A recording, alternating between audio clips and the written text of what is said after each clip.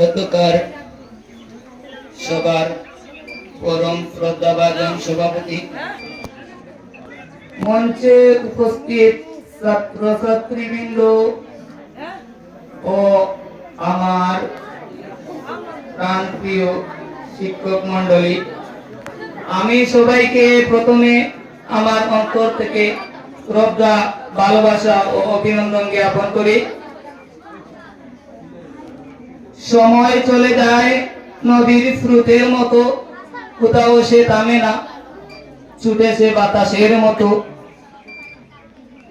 আজকে যে farewell programme, এই প্রোগ্রাম যাদের উদ্দেশ্যে করা হয়েছে এবং যাদেরকে নিয়ে করা হয়েছে তাদেরকে কেন্দ্র করে বলছি যে তোমরা সৌভাগ্যবান, কারণ তোমরা মনে করতে পারো তোমাদের বাড়িতে, তোমাদের গ্রামে, তোমার সমবয়সী অনেক ছেলে মেয়ে আছে যারা এই সৌভাগ্যবান বা সময়ের যে মূল্য যেটা এটা উপভোগ করতে পারেনি। কারণ তোমাদের যে হাই স্কুল লেভেল যেটা, এটা হইল গিয়া তোমাদের জীবনের একটা গোল্ডেন এজ হওয়া যায়, যেই জায়গায় তোমরা নিজেদের সারা জীবনের চলার পথের যে মূল যে বিষয় যেটা, চাবি যেটা, কি মেইন কি যেটা, সেটা তোমরা এখান থেকে গ্রহণ করে নিতে যাচ্ছ। আর এই কি যেটা বা এই চাবি যেটা, এটা যদি ভালো হয় আর এই জায়গা যদি তুমি নিজেরে গড়িয়া তুলতে পারো, আমার মনে হয় না যেন তোমরা সারা জীবনেও কোনোদিন কোথাও গিয়ে হার মানতে পারবে। আমি তোমাদেরকে ধন্যবাদ জানাই এজন্য তোমরা সফল হয়েছো, কারণ ক্লাস 1 থেকে শুরু করে আজ অবধি দীর্ঘ 10 বছর পড়াশোনা করেছো। কারণ তোমরা যদি কেউ সফল হতে না পারতে, তাহলে আমার মনে হয় না যেন আজ আমাদের সম্মুখে তোমরা এখানে থাকতে। কারণ তোমরা সফল হতে পেরেছো এজন্য যে তোমরা নিজেকে নিজে গড়িয়ে তুলতে পেরেছো, ক্লাসে ঠিক মতো পড়াশোনা করতে পেরেছো এবং স্যার ম্যাডামের পড়াশোনা দিতে পেরেছো। এরপরে ষান্মাসিক বাৎসরিক পরীক্ষাগুলাও দিয়ে উত্তীর্ণ হয়ে একবার করে দীর্ঘ 10 বছর এক্সাম দিয়ে এসেছো। তবে তোমাদেরকে একটা কথা স্মরণ করিয়ে দেই, যারা বিদায়ী ছাত্রছাত্রীরা আসো, তোমরা মনে করো যে আগে যে 9 বছর যেটা পরীক্ষা, 10 বছর যেটা পরীক্ষা দিয়েছো, এটার মার্কশিট হয়তো কত পেয়েছো, কত পার্সেন্ট পেয়েছো, কার রোল নম্বর কত আছে, এটা হয়তো তোমার মা বাবা বা স্যার ম্যাডামরাও একটু জানতো। এরপরে আর এর বাইরে পরিসরে কেউ আর বিশেষ খবর নিত না।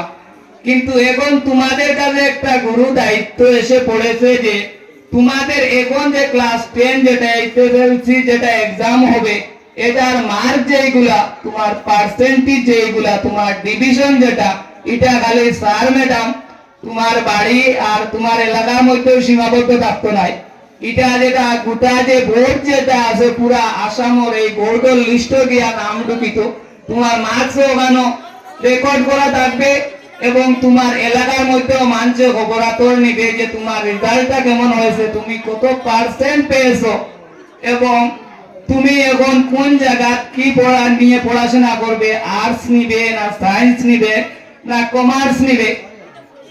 এরপরেও তোমাদের সাইদুল আলম স্যার অনেক বিচক্ষণ স্যার, তাই তোমাদেরও সুবিধার জন্য চিন্তা করে এই প্রত্যন্ত একটা অঞ্চলে যে একটা হায়ার সেকেন্ডারি স্কুলে প্রতিষ্ঠা করেছেন, হায়ার সেকেন্ডারি জুনিয়র কলেজের প্রতিষ্ঠা করেছেন। তোমরা যারা সায়েন্সে এবং কমার্স নিয়ে পড়াশোনা করবে, আমি আশা রাখি বেশিরভাগ তোমরা যাও ওখানে গিয়ে ভালো জ্ঞান অর্জন করো, বেশি বেশি পড়াশোনা করো, আমাদের স্কুলেরও সুনাম বৃদ্ধি করো।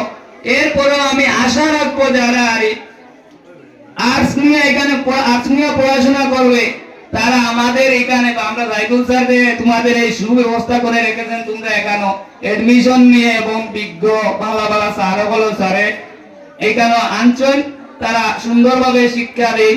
তোমরা দেখছো অনেকে এখানে এডমিশন নিয়ে আমাদের স্কুলের সুনাম আরো বৃদ্ধি করবে।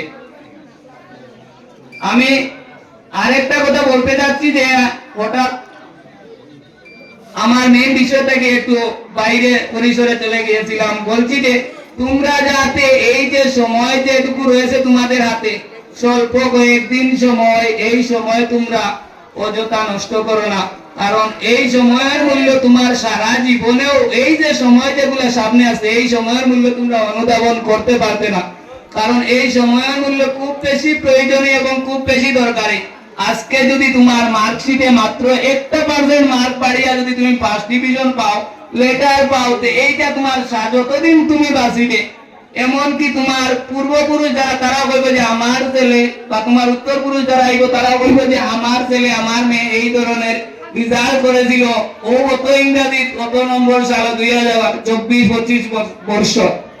তাই তোমরা ভালো করে বাড়িতে পড়াশোনা করবে, অযথা গল্প গুজবে কাম দিবে না, নিজের পড়াশোনা নিয়ে নিজের পড়ার টেবিল নিয়ে সর্বদা ব্যস্ত থাকবে। আর পৃথিবী বিখ্যাত একজন পরমাণু বিজ্ঞানী এবং ভারতের একজন সফল রাষ্ট্রপতির একজন মেয়ে প্রশ্ন করছিল যে sir, how do you achieve the goal, আমরা কিভাবে আমাদের লক্ষ্যে বা গোলে পৌঁছাতে পারবো। তিনি বলেছিলেন কন্টিনিউয়াসলি অ্যাকোয়ার দ্য নলেজ, অনবরত জ্ঞান অর্জন করতে থাকো, নিজের অধ্যাবসায়ের প্রতি মনোযোগ দিয়ে পড়তে থাকো, এন্ড পারসিভারেন্স, অধ্যাবসায় সর্বদা চালিয়ে যাও। আরো বিভিন্ন কবি ওগুলি আরো বিভিন্ন ধরনের পড়া ব্যাপারে কথা বলেছেন। আর আমি এই বলে আর আমার বক্তব্য দীর্ঘ না করে সবাইকে আরেকটি কথা মনে করিয়ে আমার বক্তব্য একটু পরে সমাপ্ত করব। মেন কথা হচ্ছে কি, যে আমরা মা বাবা যারা আছে তারা হয়তো কম শিক্ষিত, কেউ বেশি শিক্ষিত আছেন, ঠিক আছে, তবে মা বাবার সর্বদা শ্রদ্ধা করব, সম্মান করব। এরপরেও যার স্থান তিনি ওই লাগে আমাদের গুরুজন।